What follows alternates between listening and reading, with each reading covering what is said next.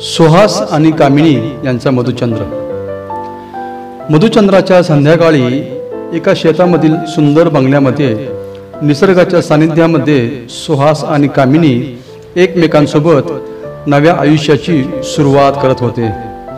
तेथील मोठ्या खोल्या, मोठ्या काचांच्या खिडक्या, बाहेरचा हिरवागार निसर्ग आणि मंद प्रकाशाने सजलेले रूमचे वातावरण अत्यंत भावनाप्रधान आणि रोमॅन्टिक होते. सुहासने दरवाजातून आत जाताच कामिनीकडे पाहिले. ती गुलाबी रंगाच्या साडीत हलकासा मेकअप आणि कपाळावर लाल टिकलीसह खूपच सुंदर दिसत होती. तिचे ते रूप पाहून सुहास म्हणाला, कामिनी, तुझं हे सौंदर्य पाहून कौतुक करायला माझ्याकडे खरंच शब्द अपुरे पडत आहेत. सुहासच्या या शब्दांनी कामिनीच्या गालावर हलकासा लज्जेचा गुलाबी रंग पसरला. ती थोडीशी लाजली आणि त्याला म्हणाली, सुहास, तुम्हीही फार चांगले व सुंदर दिसता. तुमच्याबरोबर मला खूपच सुरक्षित वाटत आहे. सुहास हळूहळू तिच्या जवळ गेला. तिच्या डोळ्यात डोळे घालून म्हणाला, कामिनी, आजपासून आपलं नातं फक्त शब्दापुरतं मर्यादित राहणार नाही, ते आपल्या हृदयाने आणि आत्म्याने जोडलेलं असेल. सुहासच्या या वाक्याने गहिवरून येऊन कामिनीच्या डोळ्यामधून आनंदाश्रू ओघळले. तेव्हा सुहासने तिचा हात हातामध्ये घेतला, तिला जवळ घेतले आणि म्हणाला, कामिनी, तू माझ्या आयुष्याचा सर्वात सुंदर भाग आहेस. असे म्हणून त्याने तिला आणखीन जवळ घेतले. ते एकमेकांच्या मिठीत गुंतले. बाहेर पावसाची रिमझिम चालू होती आणि त्यांच्या प्रेमाचा हा क्षण त्या वातावरणाशी एकरूप होत होता. रात्रीच्या जेवणानंतर दोघं टेरेसवर फिरायला गेले. तिथे थंड वाऱ्याच्या झुळका आणि चांदण्याने भरलेला आकाश पाहून सुहासने कामिनीला अलगदपणे मिठीत घेतलं आणि म्हणाला, कामिनी, आपण आयुष्यभर अशा प्रकारे एकमेकांच्या सोबत राहूया. आपल्या नात्यामध्ये नेहमी प्रेम, विश्वास आणि आपुलकी असेल. कामिनीने हळुवारपणे त्याच्या छातीवर डोकं ठेवलं आणि म्हणाली, हो सुहास, आपण एकत्र असू तेव्हा प्रत्येक क्षण खास आणि अविस्मरणीय होईल. टेरेसवरील रोमॅन्टिक क्षणानंतर सुहासने कामिनीचा हात हातामध्ये घेतला आणि दोघं त्यांच्या खोलीमध्ये परतले. खोलीतील मंद पिवळसर प्रकाश, सुगंधी मेणबत्त्या आणि मागे हळुवार वाजणारा वाद्यसंगीताचा आवाज वातावरण अगदीच मनमोहक व प्रणयरम्य बनवत होतं. कामिनी थोडीशी संकोचलेली होती, पण तिच्या डोळ्यामध्ये सुहासबद्दलचे प्रेम आणि विश्वास स्पष्टपणे दिसत होते. सुहासने तिला पुन्हा हळूच जवळ घेतलं आणि म्हणाला, कामिनी, तुला माहिती आहे का, जगातील सगळं सौंदर्य मला तुझ्या डोळ्यामध्ये दिसतं. हे सुंदर डोळे मला अत्याधिक आकर्षित करतात, मोहवतात. त्याच्या त्या शब्दांनी कामिनीचं हृदय अधिकच आनंदून गेलं. ती म्हणाली, सुहास, मी खूप नशीबवान आहे की मला तुमच्यासारखा जोडीदार मिळाला. माझं सगळं आयुष्य मी तुमच्यासाठी समर्पित करण्यासाठी अगदी मनापासून व आनंदाने तयार आहे. सुहासने कामिनीचा हात हातामध्ये घेतला आणि तिच्या मऊ मखमली हाताचे हलकेच चुंबन घेतले. तो म्हणाला, कामिनी, तुझ्या प्रत्येक गोष्टीवर माझं प्रेम आहे. तुझ्या या गोड लाजण्यावर, तुझ्या या गोबऱ्या गालावरील किंचित लालीवर आणि तुझ्या या निखळ हळव्या हसण्यावरही. कामिनी लाजून हलकीशी हसली आणि अंतर्मनी आनंदित झाली. तिने आपले डोळे हलकेच मिटून घेतले. काही वेळ तसेच राहिल्यानंतर सुहासने कामिनीच्या जवळ जात हळुवारपणे तिच्या कपाळाचे चुंबन घेतले. तो क्षण सुहास आणि कामिनी या नवविवाहित जोडप्यासाठी खूपच नाविन्यपूर्ण, अनोखा आणि वैशिष्ट्यपूर्ण असा होता. त्या अविस्मरणीय क्षणात दोघेही एकमेकाच्या प्रेमामध्ये पूर्णतः हरवून गेले होते. त्या प्रेमळ मिठीत दोघांच्या काळजाचे ठोके वेगाने वाढले होते. त्यांच्या श्वासाच्या गतीतला हा बदल त्या दोघांनाही जाणवत होता. काहीच वेळात कामिनीने सुहासच्या कानाजवळ येऊन हळुवारपणे कुजबुजत विचारलं, सुहास, तुम्हाला माझ्यात सगळ्यात जास्त काय आवडतं? तिच्या प्रश्नावर सुहासने तिच्या गाळ्याभोवती हात ठेवत उत्तर दिलं, तुझं सगळं अस्तित्व कामिनी. तुझ्या असण्यानेच माझं संपूर्ण आयुष्य अलौकिक असं सुंदर झालं आहे. मधुचंद्राच्या त्या रात्री दोघांनी एकमेकांसोबतचे प्रत्येक क्षण अमर व अविस्मरणीय करण्याचा प्रयत्न केला.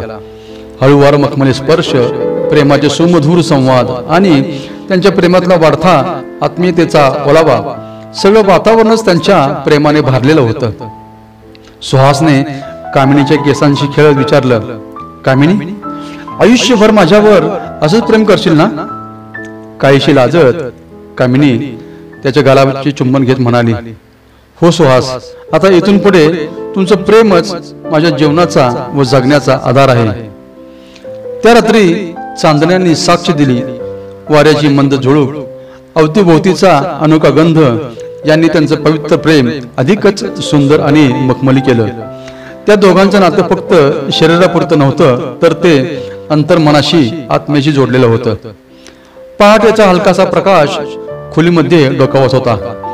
बाहेर पक्ष्यांचा किलबिलाट होता आणि शांत निसर्गाच्या कुशीत त्या दोघांच्या प्रेमाचं गुपित अजूनही जिवंत होतं. सुहासने डोळे उघडले. त्याच्या शेजारी कामिनी तिच्या केसांच्या रेशमी लाटांमध्ये हरवून झोपली होती. तिच्या चेहऱ्यावरचा शांत भाव पाहून त्याच्या हृदयात प्रेमाच्या लाटांचं नवचैतन्य उमटलं.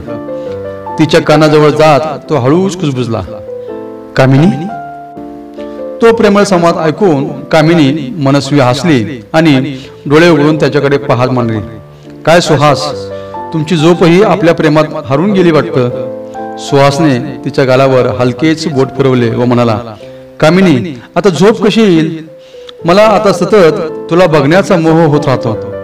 सुहासच्या त्या प्रेमळ स्पर्शाने कामिनी कमालीची लाजली. तिच्या गोबऱ्या गालावर पुन्हा सुंदर लाली पसरली. सुहासने तिला हलक्या आवाजात विचारले, कामिनी, तुला माहित आहे का, पहिल्यांदा तुला पाहिलं तेव्हा मी काय विचार केला होता? त्याच्याकडे उत्सुकतेने पाहत कामिनीने विचारलं, काय? त्यावर उत्तर देताना सुहास म्हणाला, माझं आयुष्य तुझ्याशिवाय अपूर्ण आहे. त्या क्षणापासून मी फक्त तुझा विचार करत होतो. त्यावर कामिनी त्याच्या हातावर हात ठेवत हळूच म्हणाली, सुहास, तुमचे हे वाक्य माझ्या हृदयाला इतके स्पर्शून राहिले आहे की मला वाटते हे क्षण कधीच संपू नयेत.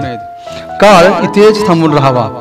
सुहासने तिच्या कमरेभोवती हात ठेवला आणि तिला जवळ ओढत म्हणाला, कामिनी, हे क्षण आपल्या प्रेमाची फक्त सुरुवात आहेत.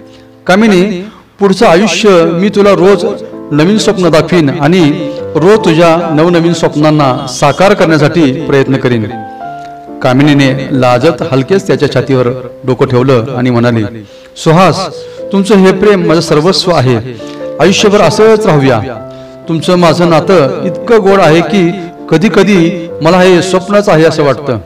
सुहासने तिच्या डोक्यावरील केसांचे चुंबन घेतले आणि म्हणाला, हे स्वप्न नाही कामिनी, हे आपलं खरं आयुष्य आहे.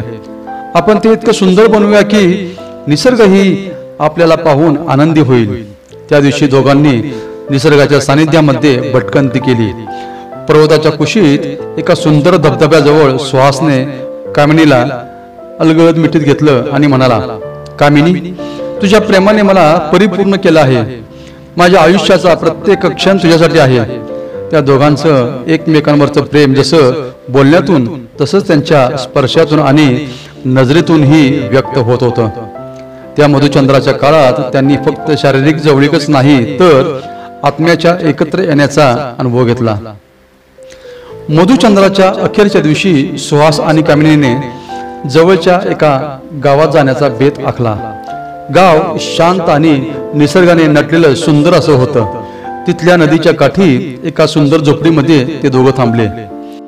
नदीचं स्वच्छ पाणी, पक्ष्यांचा गोड किलबिलाट आणि समोर दिसणारी पर्वतरांग, सगळं वातावरण अलौकिक आणि स्वप्नवत असं वाटत होतं. सुहासने कामिनीचा हात हातामध्ये घेत नदीकाठी चालायला सुरुवात केली. चालता चालता तो म्हणाला, कामिनी, मला असं वाटतं की आपण आयुष्यभर अशा शांत आणि साध्या ठिकाणीच राहायला हवं. त्यावर कामिनी हसत म्हणाली, हो, पण आपल्या सगळ्या जबाबदाऱ्या कोण सांभाळणार? सुहास, मला माहित आहे की तुम्ही निसर्गावर प्रेम करता. मला तुमचं हे स्वप्न पूर्ण करायला नक्कीच मदत करायची आहे. सुहासने तिच्या डोळ्यात बघितले आणि म्हणाला, कामिनी, तुझ्यासोबत प्रत्येक ठिकाण मला स्वर्गासारखं वाटतं, मग तो निसर्गाचा हा कोपरा असो किंवा आपल्या घरासमोरची छोटीशी बाग. नदीवर एक लहानसा पूल होता. त्या पुलावर दोघे थांबले. कामिनीने हळूच सुहासकडे पाहत विचारलं, सुहास, आपण इथे का आलोय? मला वाटलं तुम्ही काहीतरी खास नियोजन केलं आहे. सुहासने खिशातून एक छोटासा सुंदर रेशमी बटवा काढला. त्यात सुंदर मोत्यांचा एक नाजूक हार होता. तो हार कामिनीच्या गळ्यात घालत सुहास म्हणाला, कामिनी, हा हार फक्त एक भेट नाही, हा तुझ्यासाठी माझ्या वचनांचे व प्रेमाचे एक प्रतीक आहे. या मोत्यांप्रमाणेच आपले प्रेम मखमली व उजळ असेल. मी तुला नेहमी आनंदी ठेवेन, तुझ्या स्वप्नांना पंख देईन आणि आयुष्यभर तुझ्यावर प्रेम करत राहीन. कामिनीच्या डोळ्यातून आनंदाचे अश्रू वाहू लागले. ती म्हणाली, सुहास, तुम्ही मला फक्त जोडीदार नाही तर आयुष्यभरासाठी एक सखा दिला आहे. मी माझ्या आयुष्यात यापेक्षा जास्त काहीच मागणार नाही. तेव्हा अचानक रिमझिम पाऊस पडायला सुरुवात झाली. पावसाच्या सरींनी वातावरण अधिकच प्रीतगंधित व भावस्पर्शी केलं. त्या ओल्या वातावरणात दोघं एकमेकांच्या मिठीमध्ये हरवून गेले. त्या क्षणी त्यांना जगात काहीही नसल्यासारखं वाटत होतं, फक्त ते आणि त्यांचं प्रेम. सुहास आणि कामिनी आपल्या नवीन आयुष्याची सुरुवात करण्यासाठी घरी परतले. त्यांच्या प्रेमाचं बळ आणि परस्परावरील विश्वास यांनी त्यांचं नातं अधिकच घट्ट झालं होतं. आयुष्यात कितीही अडचणी आल्या तरी त्या दोघांनी एकमेकांच्या साथीने पार करायच्या असं ठरवलं होतं. त्या मधुचंद्राने केवळ त्यांच्या प्रेमाला भर दिला नाही, तर त्यांना एकमेकांसाठी जगायचं, लढायचं आणि आयुष्य खूप सुंदर बनवायचं ध्येयही दिलं. सुहास आणि कामिनीचे सुंदर नातं म्हणजे प्रेम, विश्वास आणि समर्पणाचं एक अजरामर उदाहरण बनून राहिलं.